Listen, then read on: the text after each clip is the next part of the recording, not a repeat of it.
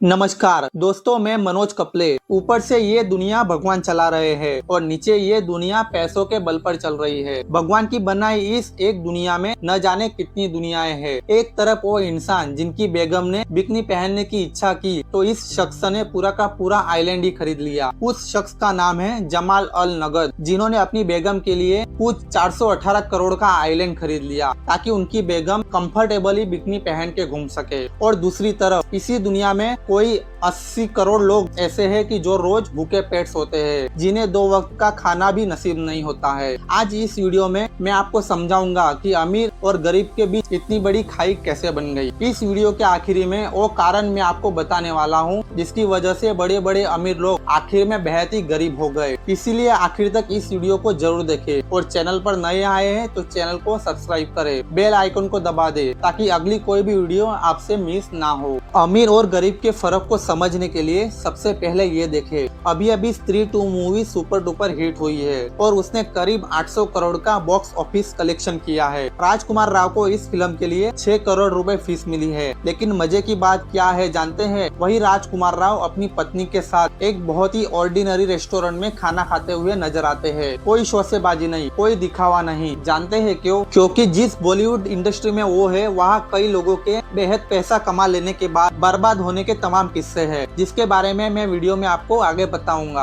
राजकुमार राव अभी 40 बरस के हैं, पर उन्होंने अभी से पैसों को सही जगह लगाना सीख लिया है। अभी अभी उन्होंने मुंबई में 44 करोड़ का फ्लैट खरीदा है। कितने का? 44 करोड़ का। और ये इंसान एक ऑर्डिनरी रेस्टोरेंट में खाना खाते हुए नजर आता है। सीखने को तो बहुत कुछ है अगर हम सीख सके तो। और जानते हैं गरीब मेंटालिटी वाले अनगिनत लोगों की क्या कहानी है? मैं बताता हूँ। इन्हें जैसे ही कहीं से पैसे मिलते हैं या पैसे मिलने की उम्मीद भी होती है तो इनका दिमाग उसे खर्च करने के लिए नए नए आइडियाज जोड़ने लगता है। आपकी इनकम पर सबसे पहला हक आपकी इन्वेस्टमेंट का होता है, आपके खर्चों का नहीं। इन्वेस्टमेंट करने के बाद बचे हुए पैसों को खर्च करना हमें सीखना चाहिए, ना कि खर्च करने के बाद इन्वेस्ट करने का। अमीर और गरीब का सबसे बड़ा फर्क यही है। अमीर सोच के लोग पहले इन्वेस्ट करते हैं फिर खर्च, और गरीब सोच के लोग कहते हैं कि सब उड़ा दो और एक दिन पैसा इन्हें उड़ा देता है। लेकिन जरा रुकिए, जानते हैं कि राजकुमार राव ने वो फ्लैट किससे खरीदा है? जाह्नवी कपूर से, जिन्होंने यही फ्लैट कुछ साल पहले 39 करोड़ में लिया था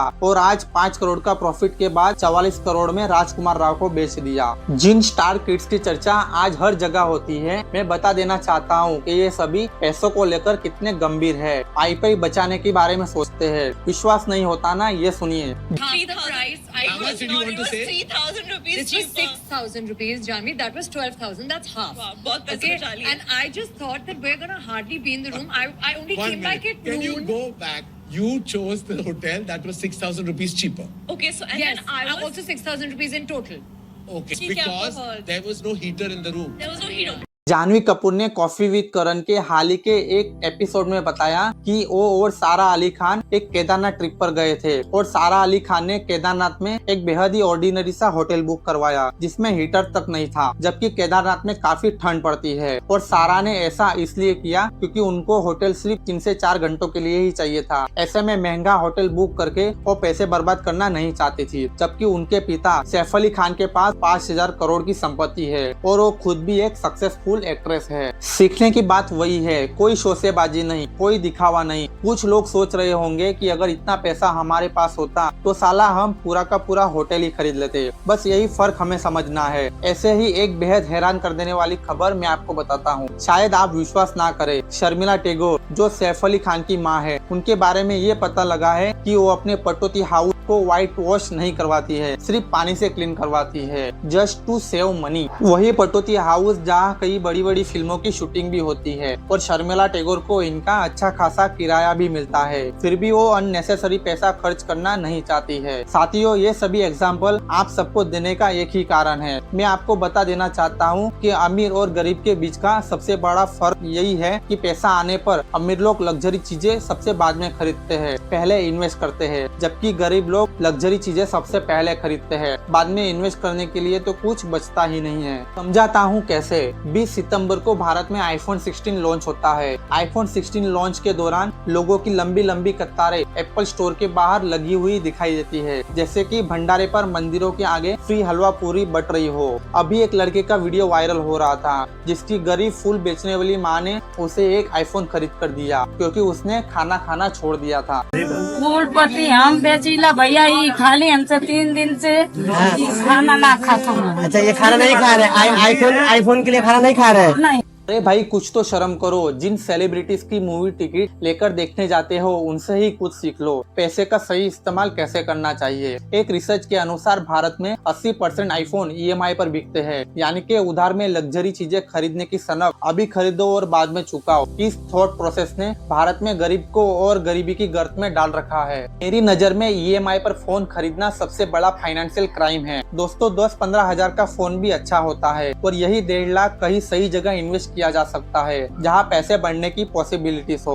EMI पर फोन खरीदने वाले लोग कई ऐसे भी होंगे जिनको अगर आप बोल दो कि आप इंश्योरेंस करवा लो तो इनकी आंखें ऐसे बाहर आ जाएंगी जैसे किसी ने इनसे इनकी दोनों किडनियां मांग ली हो। लेकिन गरीब मानसिकता वाले मैक्सिमम लोग हमें कोई फर्क नहीं पड़ता वाले प्रिंसिपल पर चलते हैं, और बाद में यही लोग क्रेडिट कार्ड के कर्ज में दबे हुए नजर आते हैं। शौक में हमने क्रेडिट कार्ड का इस्तेमाल करके इसकी धज्जियां उड़ा दी है। टाइम्स ऑफ इंडिया के खबर के मुताबिक जून 2024 तक भारत में क्रेडिट कार्ड का बकाया करीब 2700 करोड़ है। जब ये सब मैं देखता हूँ तो मन में घबराहट होती है और पीड़ा भी, और सवाल उठता है कि वाकई में हमें क्या पैसों की समझ है? क्या हमें समझ है कि कहाँ पैसे लगाने चाहिए और कहाँ नहीं? देखा देखी में सभी लोग जिंदगी बर्बाद करने के रास्ते पर चल रहे हैं। कर्ज लेकर सभी चीजें करने की आदत इंसान को तबाह कर देगी, और जब तक कुछ समझ में आएगा जिंदगी हाथ से निकल चुकी होगी। अमीर बनने और अमीर बने रहने के लिए 2 चीजें सबसे ज्यादा जरूरी है। पहले अपना पर्सनल फाइनेंस को समझना, और दूसरा इतिहास को सीखना, क्योंकि इतिहास बहुत कुछ सिखाता है, और यही दुनिया के बड़े बड़े दिग्गज फेल हो जाते हैं। कहते हैं कि कोई मूर्ख अगर फाइनेंशियल प्लानिंग कर ले तो वो उस जीनियस को हरा सकता है जो कभी फाइनेंशियल प्लानिंग करता ही नहीं। कुछ जीनियस लोगों के एग्जाम्पल आपको याद रखने चाहिए और अपने घर में सभी के साथ शेयर करने चाहिए। सबसे पहले रिस्पेक्टेड सतीश कौर, जो एक बहुत ही सक्सेसफुल टीवी और पंजाबी मूवी में एक्टर थे। महाभारत में प्लेड देवराज इंद्र और सुभाष घई की कर्मा राम लखन में थे।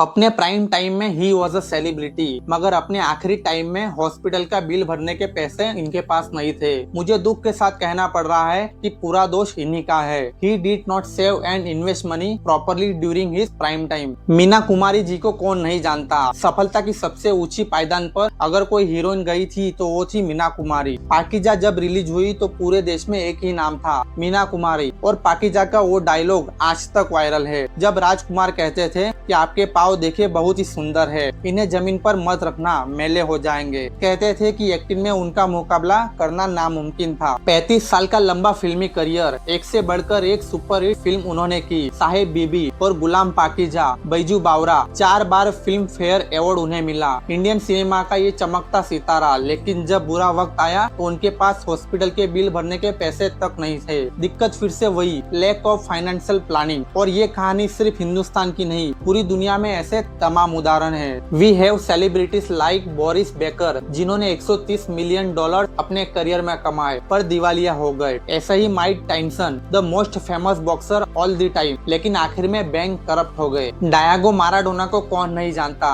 He was the highest paid athlete in the world, पर जब वो मरे तब उनके अकाउंट में कुछ भी नहीं बचा था। सबके साथ वही दिक्कत, लैक ऑफ फाइनेंशियल प्लानिंग। दोस्तों जागने का वक्त आ चुका है, इग्नोरेंस में जीना हमें बंद करना ही होगा। आज हम ऑब्जर्व करें और इनकी गलतियों से सीखे और अपनी लाइफ को बेटर बना ले। सबने कुछ ना कुछ मिस्टेक करी जो हमें हमारी लाइफ में कभी नहीं करनी चाहिए। मैं ऐसी 5 गलतियां आपको बताने जा रहा हूँ जिसने अमीर होने के बाद भी इन लोगों को गरीबी की अंधकार में धकेल दिया। सबसे पहले ये सब के सब मान के चल रहे थे कि इनकी जो कमाई आज है वो हमेशा रहेगी, और अंधाधुंध पैसा उड़ा रहे थे। इनको कहाँ पता था कि एक दिन पैसा इनको उड़ा देगा। सभी दिन एक जैसे नहीं होते हैं। पैसा जिन लोगों के हाथों का मेल होता है, एक दिन उनके हाथों में सिर्फ मेल ही बचती है। इसलिए अपने पैसों को हमेशा तोल के ही खर्च करिए। दूसरी गलती जो इन सभी ने की, इन सबका रिस्क मैनेजमेंट बिल्कुल ही पुअर था और फ्यूचर के लिए सोचना तो शायद इनकी डिक्शनरी में था ही नहीं। आज में जियो कल किसने देखा है, इस फिलोसॉफी ने तो अच्छे खासे लोगों की वाट लगा दी। हमको आज में जरूर जीना चाहिए, पर कल के बारे में सोचना भी उतना ही जरूरी है जितना आज में जीना। दोस्तों, जिंदगी छोटी दिखाई देती है लेकिन पहाड़ जितनी बड़ी होती है। तीसरा कारण इन सबकी बर्बादी का वो था शो ऑफ करना। यही उनके डाउनफॉल का सबसे बड़ा कारण था।